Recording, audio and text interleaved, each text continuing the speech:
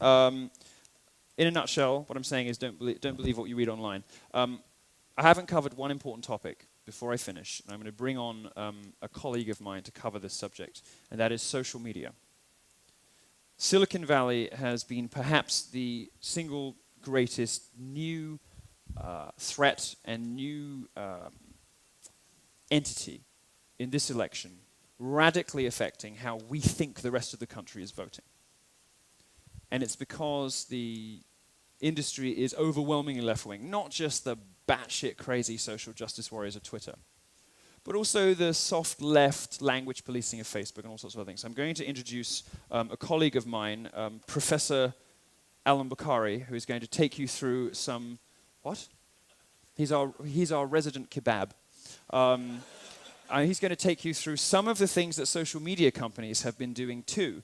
In addition to the media, in addition to the voter fraud, in addition to all the other things that are set against a Trump victory, he's going to take you through just some of the things that Silicon Valley has been up to. Allum Bokhari.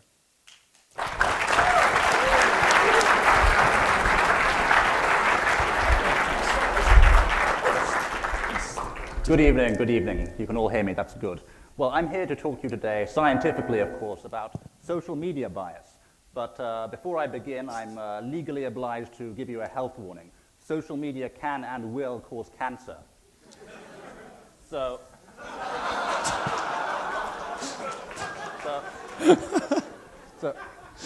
as you can see, if you're a serious Reddit user, then it's probably already too late for you. I mean, no amount of chemotherapy will cure all those recycled memes and all that pleb tier content. It's just science. But it could be worse. Well, Twitter was actually kind enough to verify me, unlike some poor souls.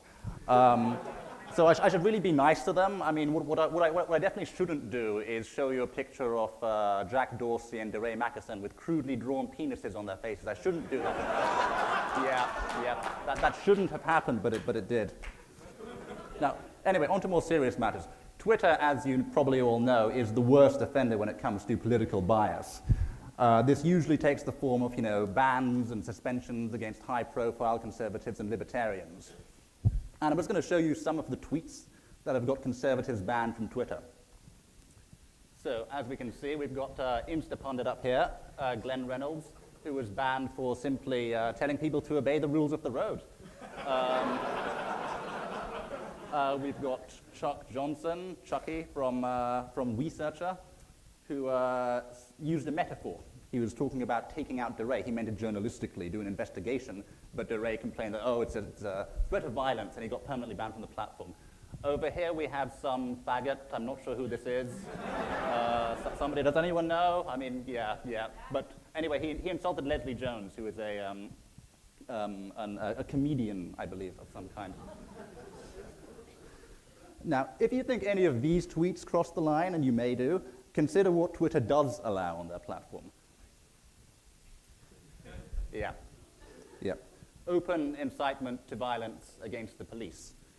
So, yeah, they'll allow this, but if you hurt a feminist celebrity's feelings, then you're off, but this is totally fine. Now, Twitter's unquestionably the worst of the bunch, but of course, every single Silicon Valley company is dominated by progressive and progressive bias.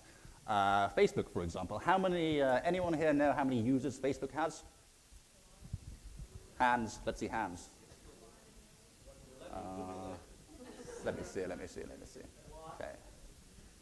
You over there. Nope.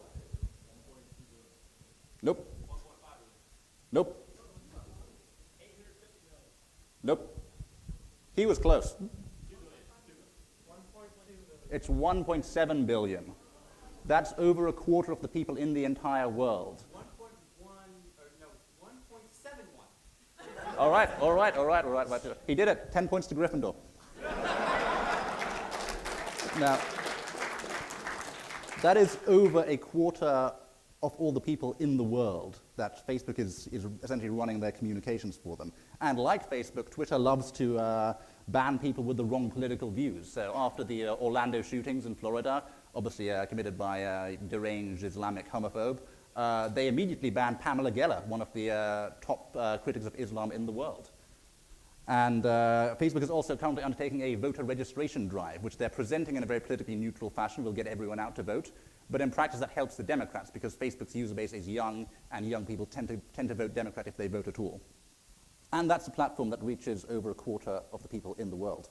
Scary stuff. But not as scary as Google. Now, Google, like Facebook, denies it's politically biased. But an analysis from Robert Epstein, the former editor-in-chief of Psychology Today, showed that Google does not autocomplete search terms that are negative about Hillary Clinton. So here you can see Yahoo. Hillary Clinton it comes up, is a liar, is a criminal, is evil, all, reasonable search terms. And Bing, you have the same thing. I know, but this simply reflects what people are searching for, what's popular. So it's completely neutral. Whereas Google, we have something kind of different. Hillary Clinton is winning. Hillary Clinton is awesome. I mean, is anyone really searching for that? I don't know.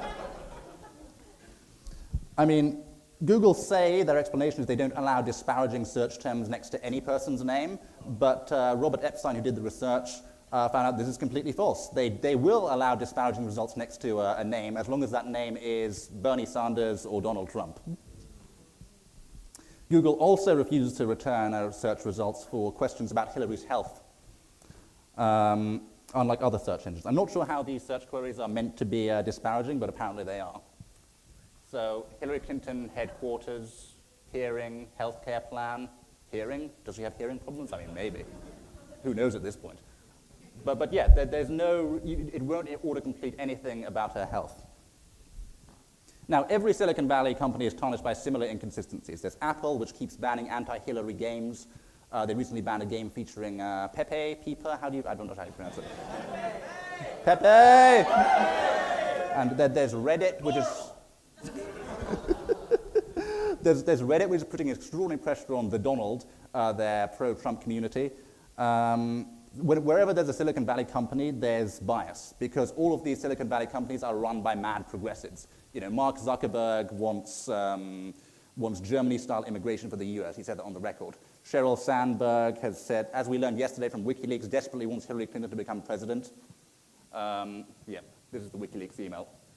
And I still want HRC to win badly. I'm still here to help as I can. She came over and was magical with my kids. That's the CEO of Facebook. Amazing. Thank you, Based Embassy Hermit. So that's Facebook. And Google is run by Eric Schmidt, who actually runs an organization called The Groundwork, whose sole purpose is to use the know-how of Silicon Valley to put Hillary Clinton in the White House. That's what he does. Which also explains why Google doesn't return negative search results against Bernie Sanders as well as Donald Trump. And then there's Twitter. Yeah, Twitter. I don't really say anything else, do I? Now, all of this should worry you deeply, because the power of social media companies is far greater than the power of the old mainstream media. Robert Epstein's experiments have found that search engine manipulation can switch undecided voters by up to 20%, and in some demographics by up to 80%. So that's the effect that social media companies can have. And they're all run by progressives. I can't say with any, huge confidence if the election is rigged or not, but social media companies definitely are. Thank you. It's very good. Thank you very much, Allum Bokhari. Perfect. Thank you, buddy. Isn't he good? I'm going to be out of a job. It's felt funnier than me. Thank you very much. Thank you.